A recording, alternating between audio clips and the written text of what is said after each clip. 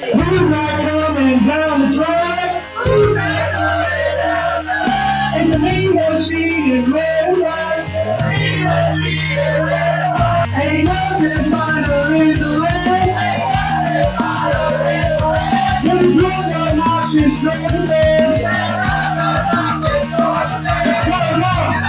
Let 'em up!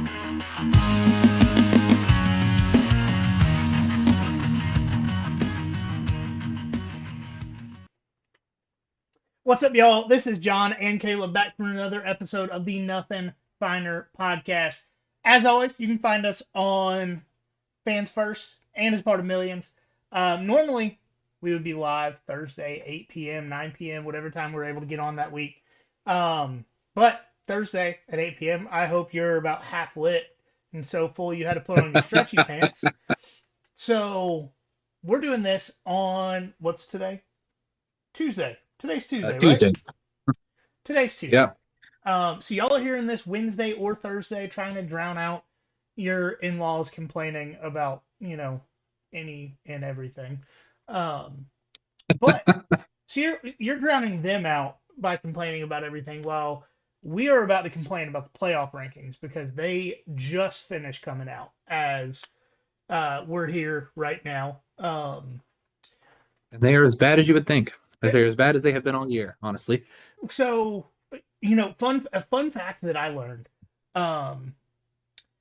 Oregon beating USC at home is a more impressive win than Ole Miss beating number 8 Oklahoma on the road. Did you know that? Yeah. I know that now. I also found out this week that beating USC is a more impressive win for Notre Dame than beating Notre Dame is for Miami. So Yeah, it's fun. That's interesting. That's I just don't. Man, if they would have consistent logic, ranked like 11 to 12, like literally just one spot apart, that'd be interesting. Or if they could just have logic week to week based on where these teams are ranked, because Miami got bumped up a spot for going into Blacksburg and beating Virginia Tech. mm-hmm. But Vanderbilt is still at 14 because even though they beat Virginia Tech by more points, it doesn't count. It's not a good win. Yeah. Good win for Miami, not a good win for Vanderbilt. And Vanderbilt has the same number of losses as Miami does. Fun fact. That's 2. Arguably better losses. Well, that's the thing. They are both better losses. You lost to Texas at home. All right. Most teams have. Yep. Texas still has an outside chance to make the playoff. Like very small, but still. Vanderbilt lost to Alabama in Tuscaloosa. Who among us has not? Right. Miami lost to an unranked Louisville team. Just let that marinate for a second. Miami does not have a ranked loss this season. They are currently projected to be the ACC representative in the 12-team playoff when they're not even one of the top 5 favorites to make their conference championship. I was about to say they're not going to the ACC championship game. No. And yet. And then, I don't get it. I don't get it. I don't get any of it. It's not designed for us to understand. It's designed for television to get some ratings for a night in the middle. Michigan got bumped up this week. I don't even know who they played, so apparently it wasn't an important game. Michigan got bumped up this week, so that way it can be Ohio State's only impressive win on the season. Yeah, I want to say Michigan didn't play. Oh, okay. This past week. Think they were on a bye. Yeah, I don't look. Nope, never mind. I take that back. They were playing in College Park, Maryland against the Terrapins and won 45-20. Yeah, okay. The Maryland Terrapins, who are 4-7 at the I was moment about and to have say lost 7 games in a row. there's a decent chance that if we had a couple of good coordinators, we could get 22 listeners and go beat Maryland. I Yeah. don't. I, okay, whatever. I just Give us Todd Monken and Dan Lanning, and we could probably do it. can we? And I've you know I have said I've tried to back up a lot of the reasoning throughout the years of why the playoff committee does things the way they do. Can we keep the playoff format? Uh, Hmm. maybe go to 8 teams instead of 12. I think that's probably a better format. Um, but You know what we who is should? You know what? I just had an idea for a television show. Speaking of getting ratings, based on what we've been talking about, couch coaches versus couch quarterbacks is the show where you get two teams of people. One, not a full team of average Joes, but you replace a couple of skill position players, particularly quarterback, and a couple of like linebacker on defense and things like that, with just average, everyday, non-athlete people. And then on the other side, they are all, whatever level the athletes on the other team are. All of them are that. But you get regular Joe Schmoes as all the coaches. And that would be fun. that would be that would be Do fun. you remember when they had a Joe's versus Pros show that came on around the same time Sports Science did? I do vaguely remember that. Yes. Yeah, that we need to bring that back. Yeah.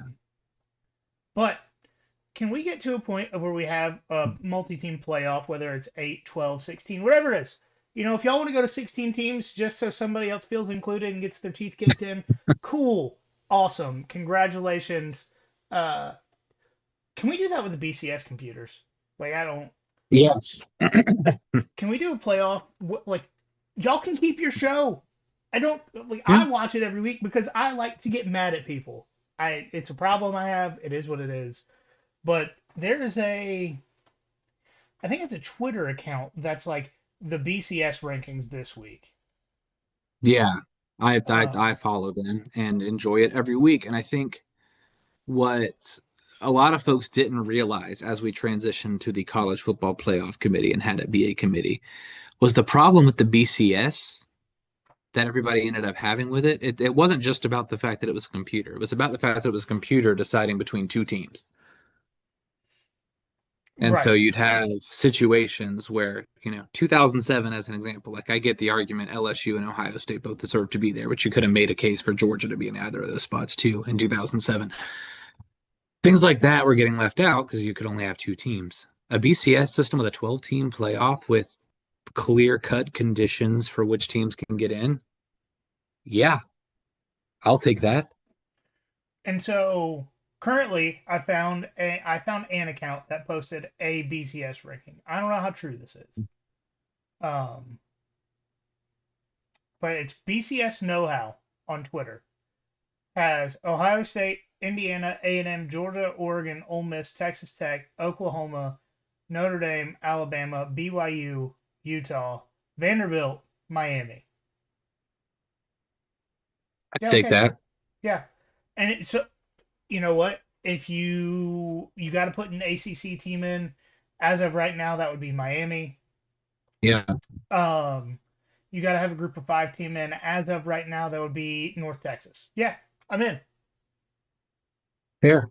Yeah, I don't necessarily think that Ohio State is like the difference is like the point difference is necessarily there.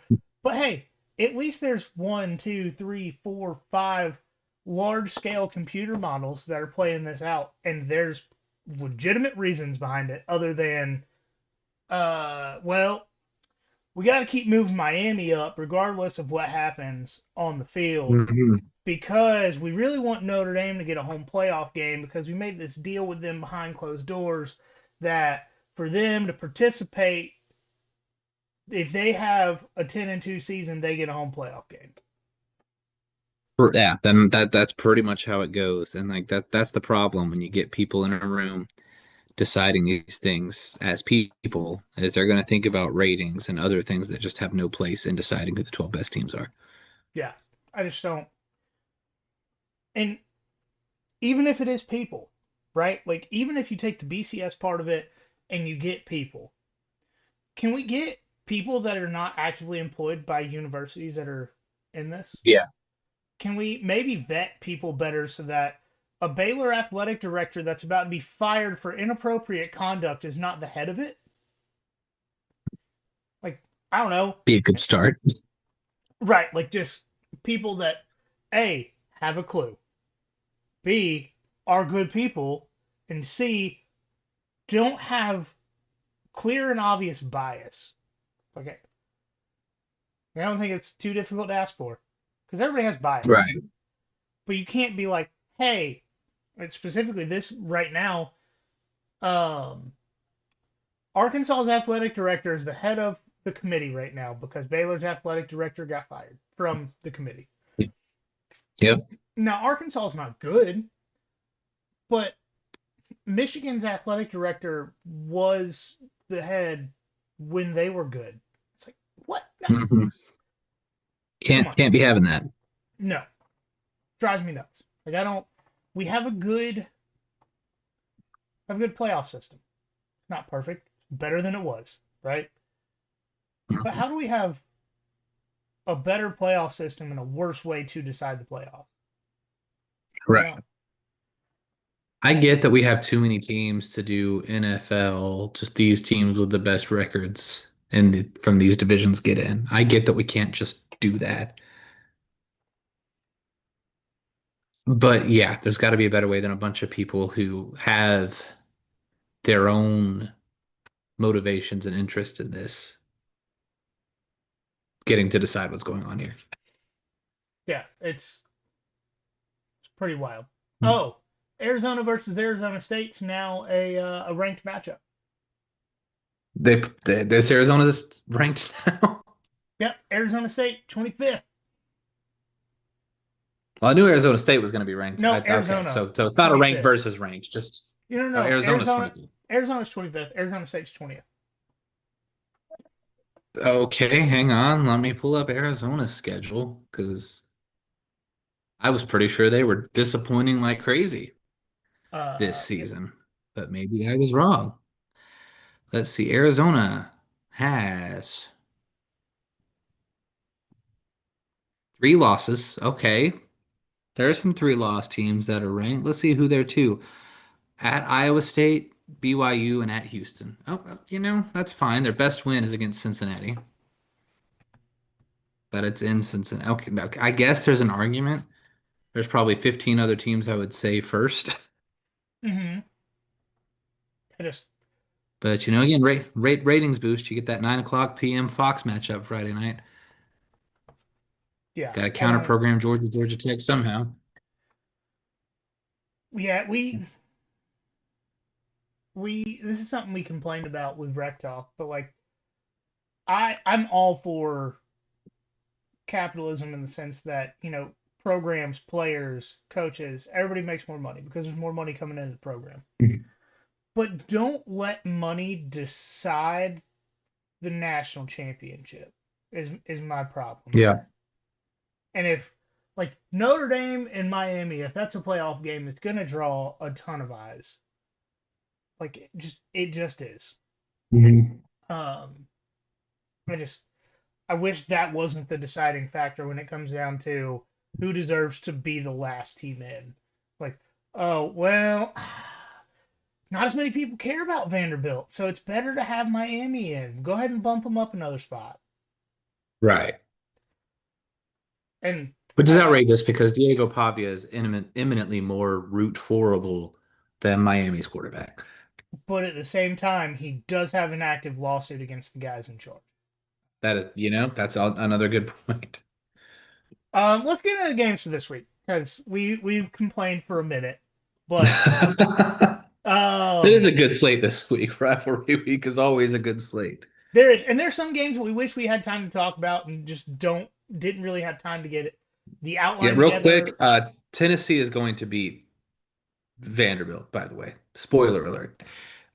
We're picking those games at the end. Why are you? Oh, okay. I saw that they weren't at the top, and I just assumed that they weren't even in here. I should have scrolled down and looked a We little further. talked All right. about this a few hours ago. I know. I just thought we were talking about it at the beginning. Okay, we're talking about it later. All right. So two teams that do complain a lot: A&M at Texas. A&M 2.5 point road favorite, over under 51.5. And this is one of those games where the numbers aren't the only thing that matters. To be fair, there's Hmm. a lot of stats that do matter in this game, but it's rarely the better team. Like, if there's one team that's clear and obviously better than the other in this game, that is not often the team that wins. But I mainly say that because A&M has a record of 3-7 in their last 10 games against Texas. Two of those three wins were in Austin, though. So it doesn't necessarily matter where it is. It just matters that they Hmm. can't beat Texas. Um, so the being in Austin does have a pretty decent effect on the Texas team, though, because their home and away splits coming into play again. They are 50th in scoring offense, 19th at home, 110th in rushing offense, 73rd at home, 35th in passing offense, 14th at home, 78th in sacks allowed. And this is the biggest gap of all these. 78 in sacks allowed, 5th in sacks allowed at home. And Wow. yeah, when we did our Texas interview a couple weeks back, the quality of competition definitely has a factor for the home and away Texas splits. But at the same time, it's still significant how much better they are at home. Regardless of the level of Hmm. competition, if you suck every other week, it's hard to be good when you need to be good. Um, I will say Texas, instead of what's the Superman when he goes to his Fortress of Solitude. Fortress of Solitude. Yeah, Texas is in their uterus of solitude. Um, and they're bringing the Aggies to the womb to hang out. But Texas A&M's top to bottom the better team. I You don't know, think A&M is an agricultural school. They know a thing about sowing some seeds in places. And I'm uh, gonna leave that where it is. they're also really good at meat judging. Yeah. Just gonna let that hang there because Colt judging meat, they're good at it. Hmm. Um, And letting it hang there, apparently. All right. but A&M, they are the better team. I think in pretty much every position on the field, they are the better team. A&M's more physical. They have better depth. They have more than one explosive playmaker on offense. They have more rushing options. They have more than two playmakers on defense. They allow less explosive plays on defense. But A&M's also kind of playing with house money in this game. Hmm. Regardless of what happens, like if they don't win this game, they don't go to Atlanta and play for their first SEC championship game. Awesome. I think the SEC championship lost so much value to the program when Texas played for one first. Hmm. And then on top of that, Texas has one of the most dangerous punt returners in the country, and A&M's 98th in punt return yards allowed. Because of that, and Texas thinking that they've got a playoff spot to fight for, They don't, but they think they do. they think they do, and that's the important thing. Hmm. Just like when everybody thought Georgia was going 7-5. Turns out that was a Hmm. lie. There was one person that thought that, and that's all that mattered. Um, but they're playing in the DKR uterus. I think Texas keeps the streak alive and wins this game, Yeah. giving Georgia a spot to lose against Alabama and Atlanta. Because that's what's gonna happen if those two teams meet. Let's not forget that. We I, want A&M to win, and we want Alabama to lose as Georgia fans, so we don't have to see Alabama ever again. What cracks me up Um, about what I've seen on Instagram recently is all these legitimate professionals when it comes to college football media are predicting Georgia to beat Alabama in the SEC championship game. And it's like, man, look, you're smarter than that. You I are. understand, and I'm sure if this game comes up, we'll get to that. Like, yeah, the Georgia that exists right now is better than the Alabama that exists right now, but we've said that for the last several matchups in a row, Hmm. and it didn't matter. Yeah. It just didn't matter. Um, but yeah, I think home field is going to play a big role in this game, and the matchups are. I have made the mistake this year several times of calling Texas A&M fool's gold, and I think that might be a little harsh. I think they are the real deal. I think they're going to do some things in the playoff, but I think that this matchup could end up being a nightmare for them. I've gone through their schedule. They have played so far one good defense and one pretty good defense, depending on the week. Against the pretty good defense, depending on the week, they put up 34 points. So that was Florida. No slouch there. Uh, and then they only managed to put up 16 against Auburn in their own home stadium. And Auburn is more comparable to Texas's defense than Florida's is, even though Texas's defense has gotten a little bit leaky lately. They're definitely not holding anything back for this Texas What? I A&M game. thought They're going to be Michael giving Taft them. was like the best safety in the country. How's he getting leaky? Yeah, well, who knows? Apparently, when you're the best in the country at Texas, that doesn't always mean you're actually the best in the country. Who would have thought? But yeah, I just think between home field, between the Texas defense actually being one of the better defenses Texas A&M has faced all year, and with Arch Manning slowly figuring things out and being a passable SEC quarterback, too good SEC quarterback the last few weeks. I'm with you. I think Texas gets it done. Well, this is dangerous because Mike says if Texas A&M couldn't win last year in College Station against Noodle Arm Quinn Ewers, they aren't winning against butthole-eyed Arch Manning in Austin. I don't understand that, but the graphic is there. So Uh, te- Warby Parker, I guess. I don't know. who knows? Texas wins, giving them three better wins than they had all of last season.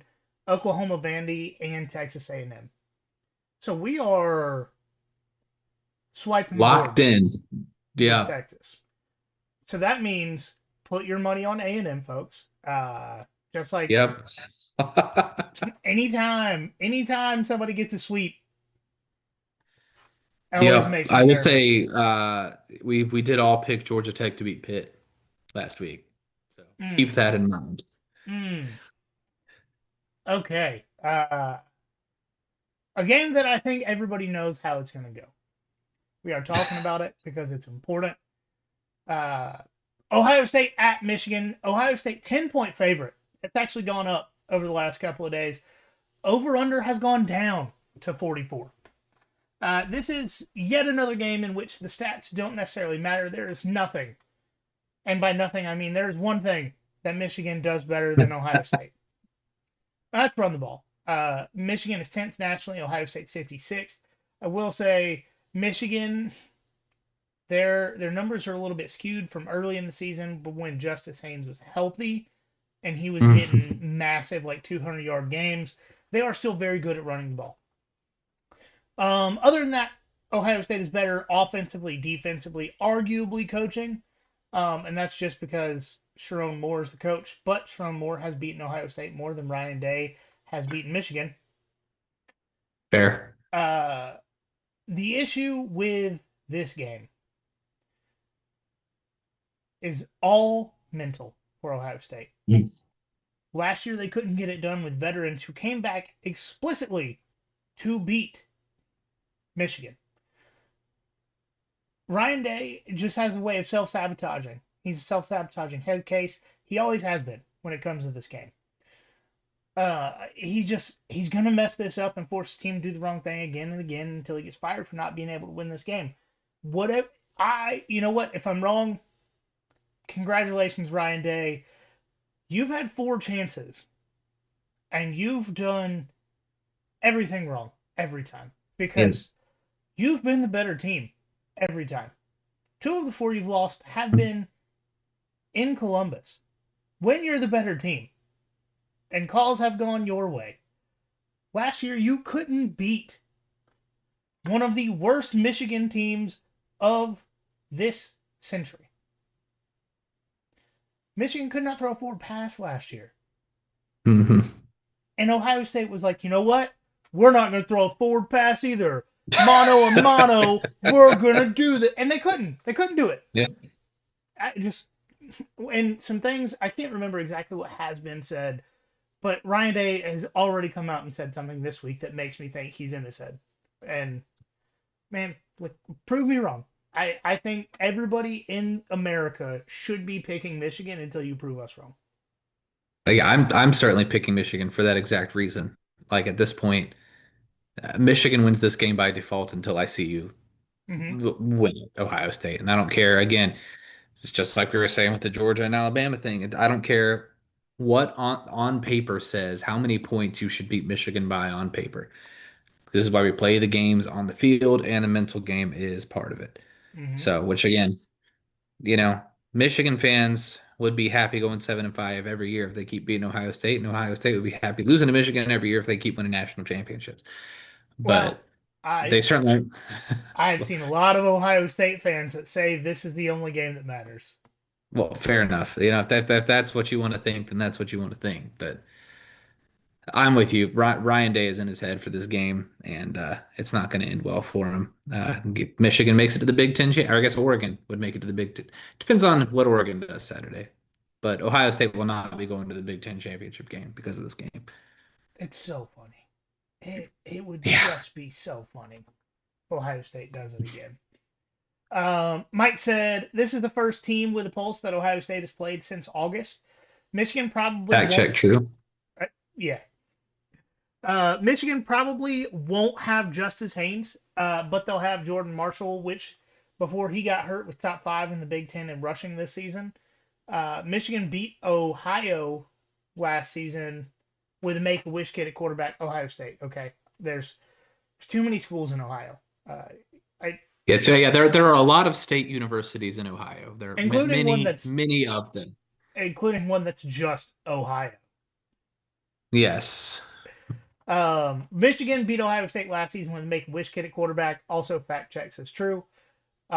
Michigan makes it 5 in a row, keeping Ohio State out of the Big Ten championship yet again. LOL. He's doing the Michigan fan thing, by the way. Michigan fans don't say Ohio State. They'll say the Buckeyes, they'll say Ohio. They will not say Ohio State. I don't. Like, I'll say Georgia Tech. I'll say Florida. I I don't don't know. know. I have been petitioning for years on this week, and it never works. But I've been petitioning for during this week, only referring to them as the North Avenue Trade School. Oh yeah, that's normally how I write it, mainly because Yeah. it takes so much less time to type out Nats. Yeah. Um, I mean, I'm all for calling Florida swamp ass until they make a bowl game again. That's also fair. That is exactly what they are. Um, speaking of Speaking of bad ass, teams from Florida. Miami at Pitt. Miami 7-point road favorites going up north, over under 50 and a half. And numbers do matter here, but it's very specific numbers. And here's the ones that actually matter. Over the last 3 seasons, Miami has lost 9 total games.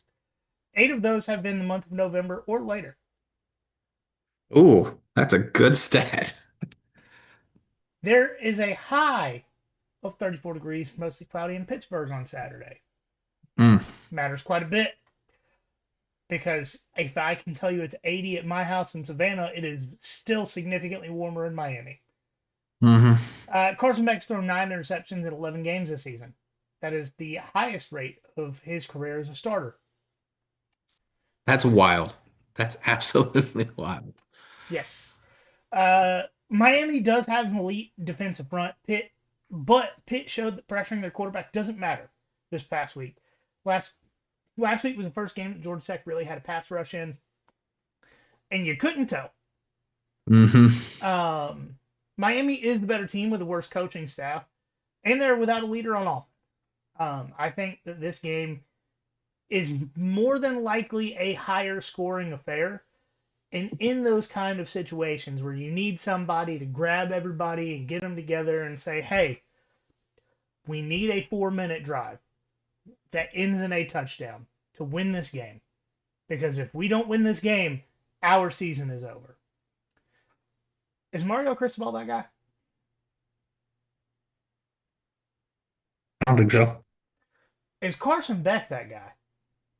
Definitely not. Absolutely not. Are you kidding me? So who on Miami's offense is that guy? True freshman Malachi Tony?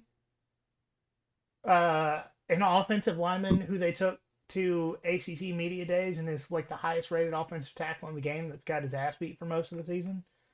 Like who is that guy on offense? They don't have him. He doesn't exist. Mhm. You don't have Cam Ward there. You don't have their running back last year, Fletcher. You don't have Elijah Arroyo they had last year. You don't have anybody that's been there more than 10 and a half months that has a leadership Mhm. role on this team. And because of that, we get a Pat Narduzzi special of where he just comes out and, oh, what? Explosive trick play with 3 minutes left to go up by 2 scores, and it doesn't matter what you do? Here we go. Yeah. Yeah, I think Pitt wins this one just because Miami doesn't have the leadership to do it. Also, I think the weather is going to play a significant factor in this game. Late Oh in this yeah. I one, just yeah, I just no, looked this up. Like Miami has had most of their success in the state of Florida when it's nice and humid. Humidity was pretty high and temperatures were in the 60s at Virginia Tech last week. It's going to be much lower humidity and much colder oh at no, Pitt. it is 57% humidity projected for Saturday. Yeah, which is much lower than what they got at Virginia Tech. Yeah, but it's still So humid enough for that it's lake cold air to be yeah. uh, So it's going to freeze it even more. Yeah. over under 12 forced missed tackles on the Miami defense in the fourth quarter because they're just so tired of getting hit. Uh, I would take the over. I would also like to posit an over under number of times Carson Beck blames something else other than himself in the post game press conference when he loses this game.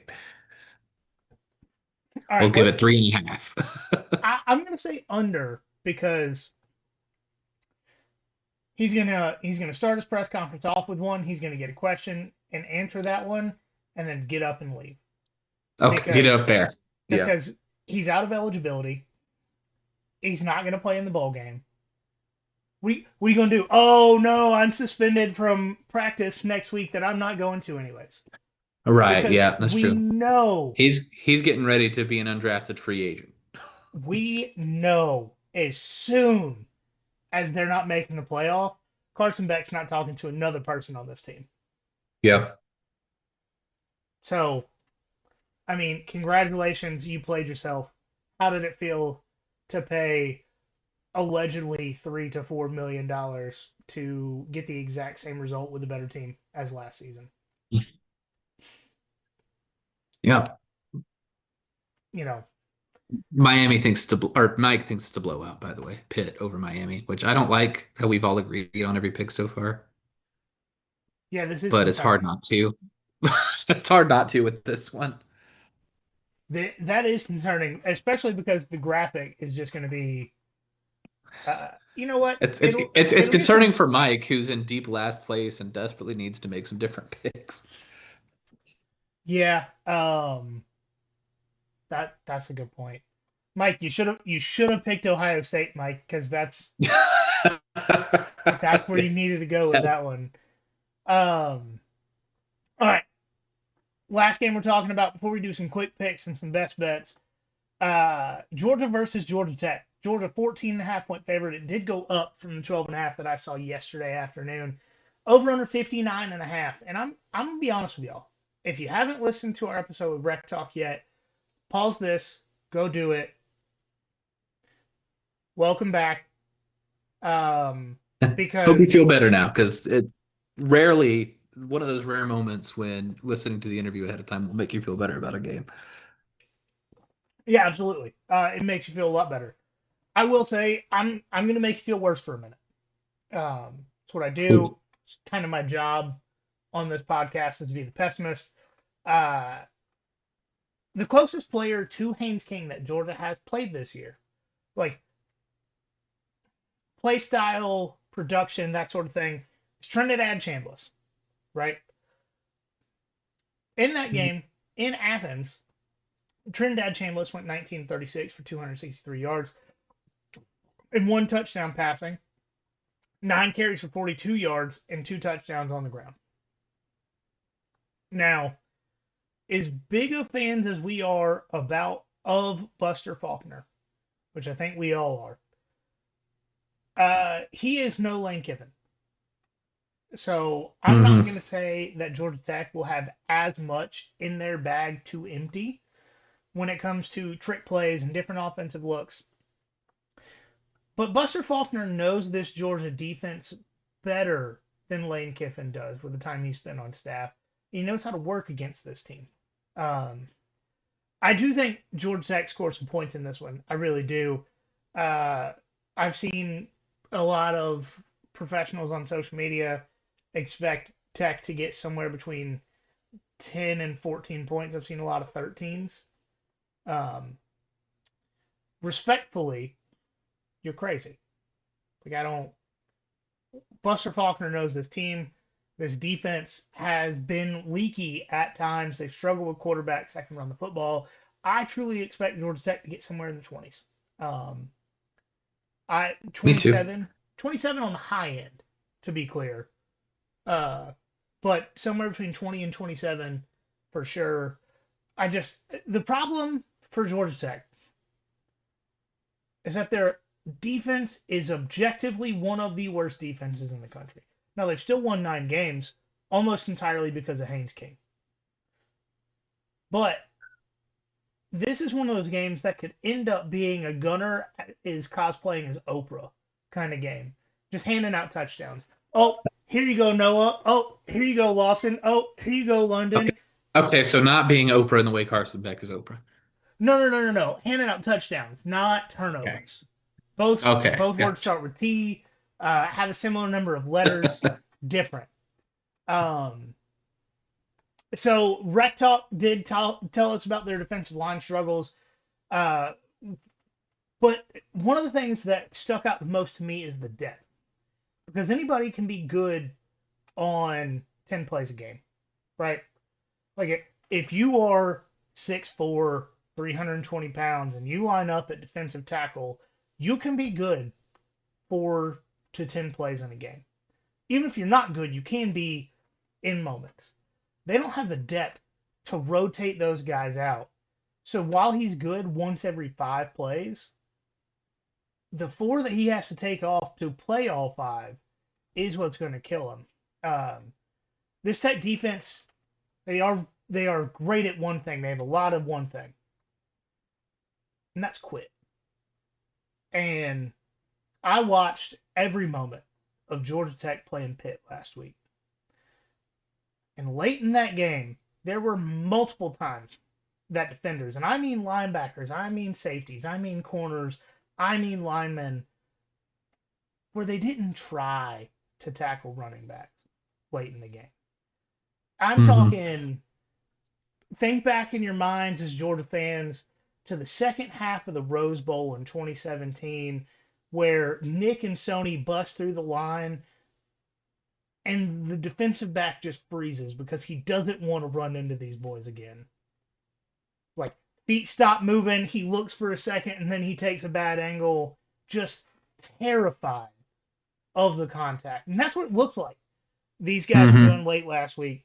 Um, it was one of those, I would rather be a meme than feel the type of physical punishment that this man is about to put on me again. And the bad news for Georgia Tech is if y'all thought Pitt was bad, have you met Oof. have y'all met some guys by the name of Nathaniel Frazier or Chauncey Bowens. Chaunceford Bowens. Chauncey. What about Gunnar Stockton? Because Yeah. he was running through faces against Charlotte last week. Mm-hmm. You think he won't do that raised as a Georgia fan against Georgia Tech? You want to, I mean, tight ends, Oscar, Lawson, Elias Williams' gigantic self. Yeah. Shoot, after the week he had last week, you might be on the wrong end of Bocephus Walker too.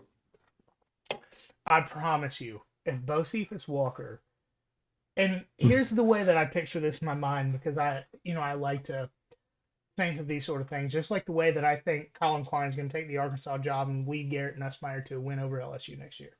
Crazy, crazy Mm-hmm. things I picture in my head. Bo Walker trucking two Georgia Tech defenders at the 2 yard line and falling on top of them into the end zone and just walking off like nothing's happened because that's only his second touchdown of the day. He's used to more than that. Right. Man, Georgia Tech defensive, it really truly comes down to Georgia Tech's defense is bad. Georgia Tech's defense quit late in the game against Pitt because they didn't want to get that physical anymore.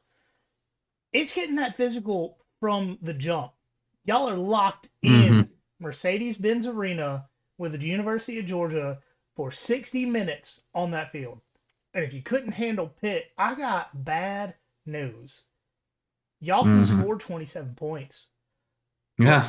The way that defense is played, man, I don't think 52 to 27 is out of the question. No, absolutely not. It sucks that Haynes King last game in Atlanta, as I don't even think it's very much of an argument, the best true quarterback that university has ever had, is going to go out with an embarrassing loss against Georgia because his defense hasn't shown up for most of the season. Mm-hmm. Well, the good news if you're Haynes King is if Max Duggan can overcome it, so can you. Wait, Max Duggan isn't even in the NFL anymore. Oh, sorry. Sorry, Haynes. I tried. Forgot he got cut. I will say, Haynes King has a lot more Josh Allen in him than Max Duggan did, and That's true. that is important. Yeah, it is. I don't know about you. I have seen the narrative really all season, going back into the end of last season, that Brent Key almost beat Georgia last year out of sheer hatred, and that because of that, he's going to beat Georgia this year. I want to make something clear to everybody who's listening right now. Brent Key did not go to 8 overtimes against Georgia out of sheer hatred. Brent Key went to 8 overtimes against Georgia because Georgia couldn't stop the run to save their life. 206 rushing yards allowed in that game. Yeah, Multiple that's not a turnovers committed by Georgia Carson defense. Beck. Well, that too, that didn't help either. But I was mainly focused on the defense. Georgia's a lot better at stopping the run this year, are they not? Objectively, yes. And you would say the Georgia offense is better this season. Objectively, yes.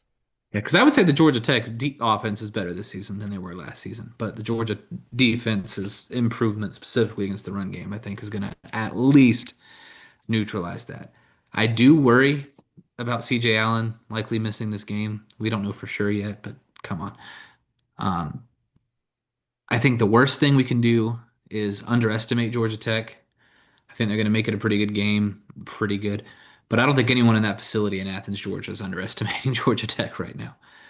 No, I think I would get Yeah. kicked out of. I think I would get kicked off campus for saying out loud what I just said. Yeah, factual. Georgia Tech does not have a defense, as we covered. Georgia Tech does not really even have an offense. What they have is Haynes King. And that is all they really need to beat Georgia most of the time. But also, all Georgia has to do is stop Haynes King.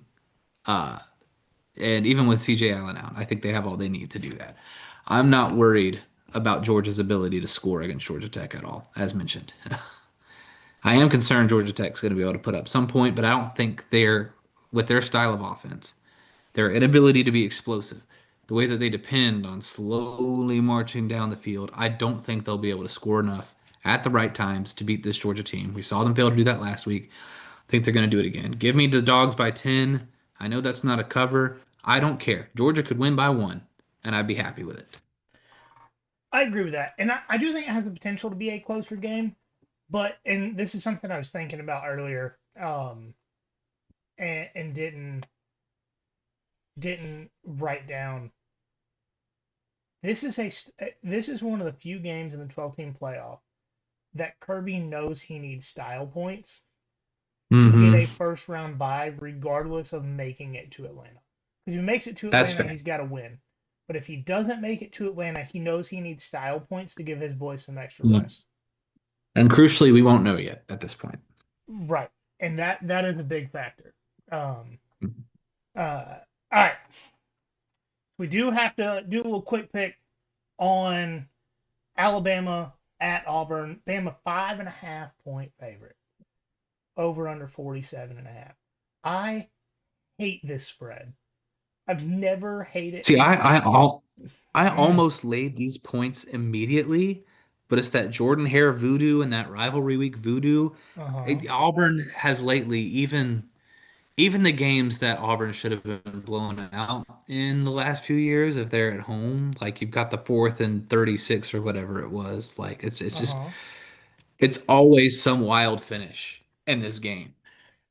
And I could be absolutely wrong about this, but as far as I know, there have only been like 3 or 4 night games for the Iron Bowl in Jordan Hare since the year 2000.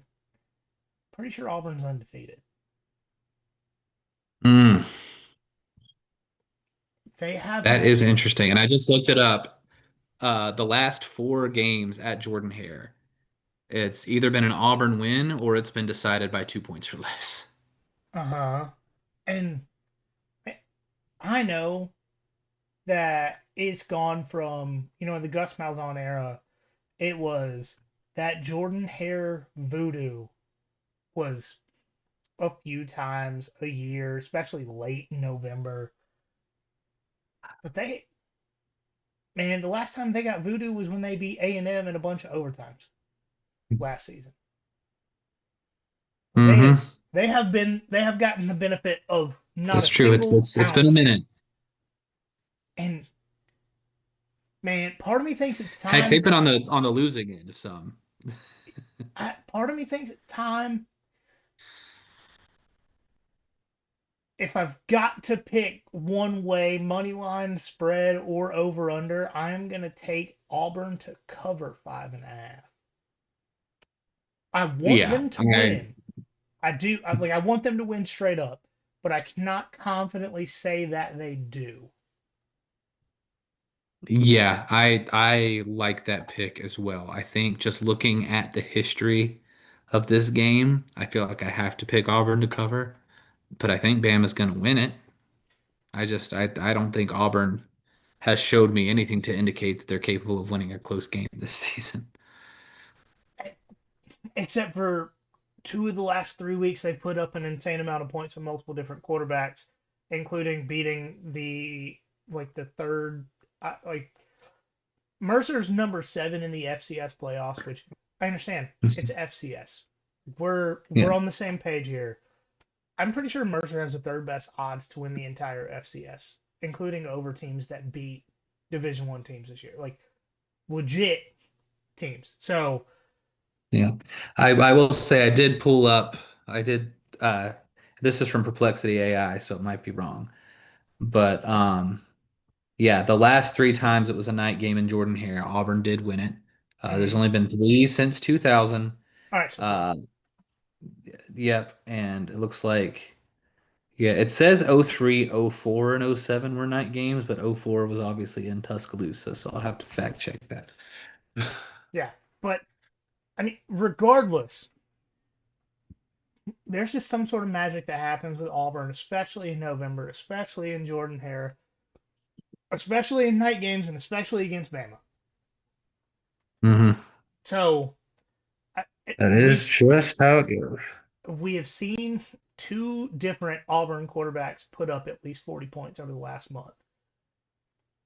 That should scare Alabama, and hopefully Kalen DeBoer is not cocky enough to ignore it.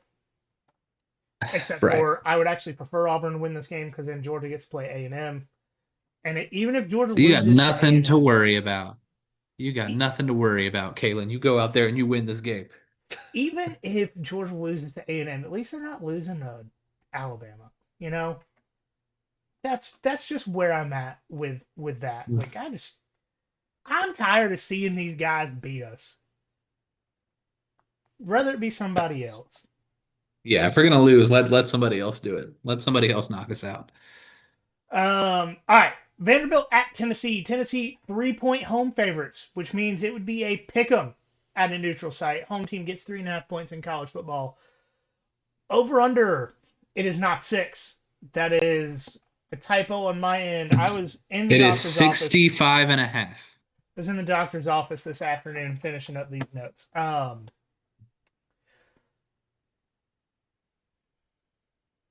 I want to love the over in this game It's one of my best bets. Spoiler alert.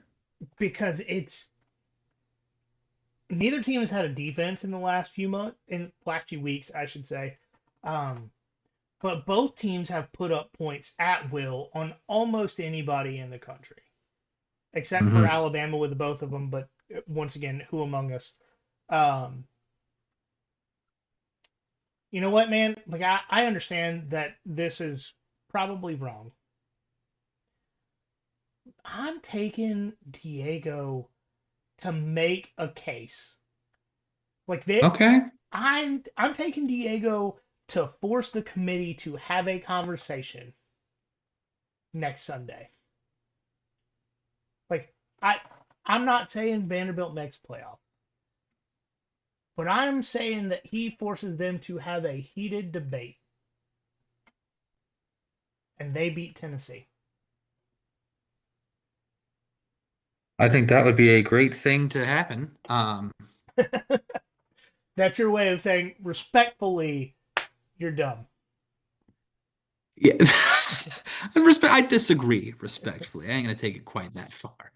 But I just, mm, sometimes one athlete can win you a game, but overall it's usually a combination of athletes that gets it done. And I just think overall Tennessee's got the better dudes coming to the field, and I think that is going to win out at the end of the day. So I'm picking Tennessee in this game, but very much pulling for Vanderbilt because it would be funny. All right, getting into best bets here. I have Utah minus 11.5 versus Kansas. They're playing in Salt Lake City.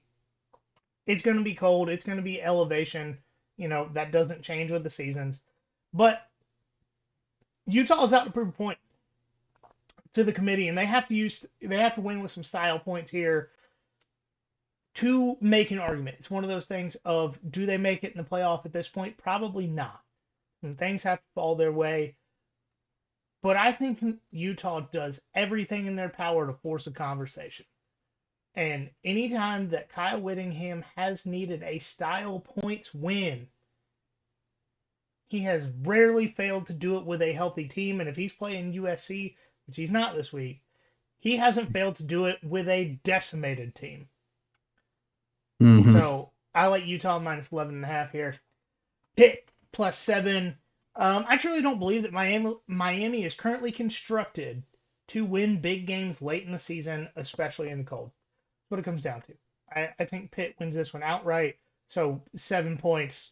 Yeah, give it to me. Yeah. BYU minus 17.5 versus UCF.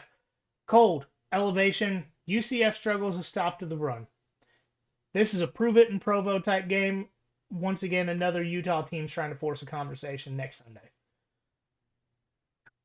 Notre Dame at Stanford over 51. Marcus Freeman understands that they don't have a legit schedule, and to get Jeremiah Love to New York for the Heisman ceremony, he has to keep putting up video game type numbers. And I think Notre Dame wins this game. I think Notre Dame wins this game with style. And I think Jeremiah Love puts up enough points in the fantasy league for me to also win that. He sure did it last week, didn't he? 36, I think, points. Yeah, which just decimated me in a week when Gunnar Stockton did not score a single touchdown. Yeah, that was rough. And my lock it the F up bet of the week. And the last time I had one of these, it was absolutely wrong. So take this with as small or large of a grain of salt as you can. But I do have better reasoning behind this one. Mizzou minus 2.5 at Arkansas. There's one specific thing I care about in this game. Well, two, mainly one. 99% of the reason I'm picking this way is off of this.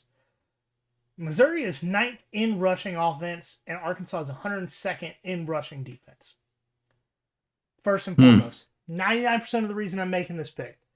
That 1% that I'm making this pick, Missouri still has an insane pass rush, and Taylon Green has been getting his ass beat for 11 weeks. And how good is his mobility going to be? And then if they are switching quarterbacks to TJ Jefferson, TJ something. Arkansas, see, here's the problem.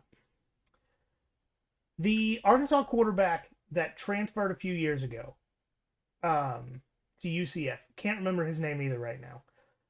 But the guy that they have as backup right now has an almost identical name.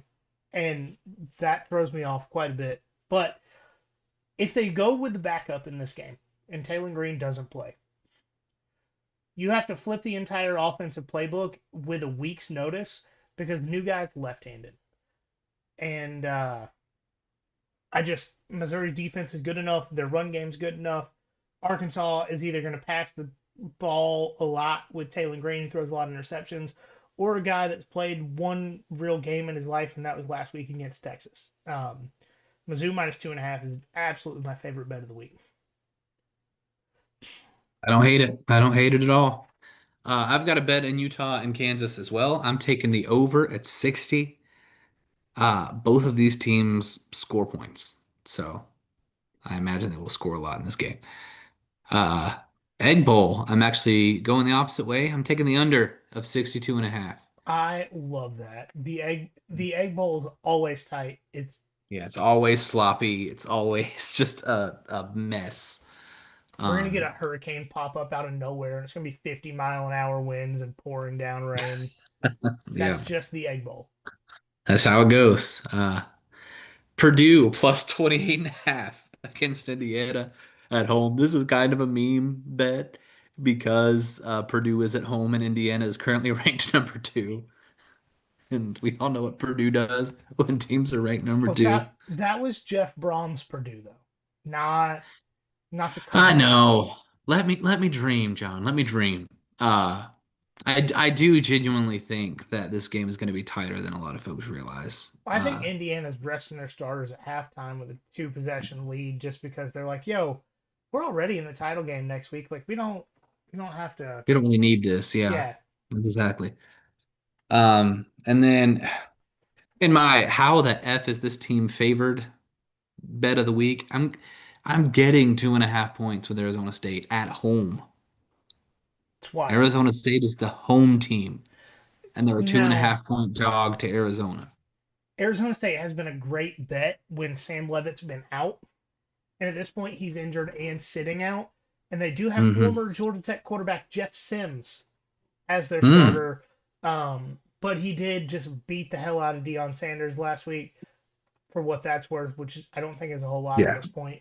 But that does explain the Arizona 2.5 point favorite. Yeah, I guess that explains it. I'm still taking Arizona State in the points. I think Arizona State wins this game. And then, like I mentioned earlier, Vandy, Tennessee, give me the over of 65.5. This is going to be both teams score 40. Book it. You heard it here first. All right, y'all, that's going to do it for this episode of the Nothing Finer podcast. Come check us out Sunday at 8 p.m. on YouTube. We're all going to gain about 10 pounds. We're going to have the meat sweat still. It's going to be visually awful, but we will be taking all the comments and questions in the YouTube chat because we'll know every conference championship prediction. So we're probably going to go through some games quick and kind of do a light preview of those, like first thought kind of thing. But if you want the link to that, follow us on social media at nothing.finer.pod on Instagram, at finerpod on Twitter, Facebook, YouTube, TikTok. Just look us up. You can find us there. And most importantly, remember there is nothing finer in the land than a drunk, obnoxious Georgia fan. We don't put fan fiction of ourselves in Georgia Tech out there as a club. Georgia Tech, what are you doing?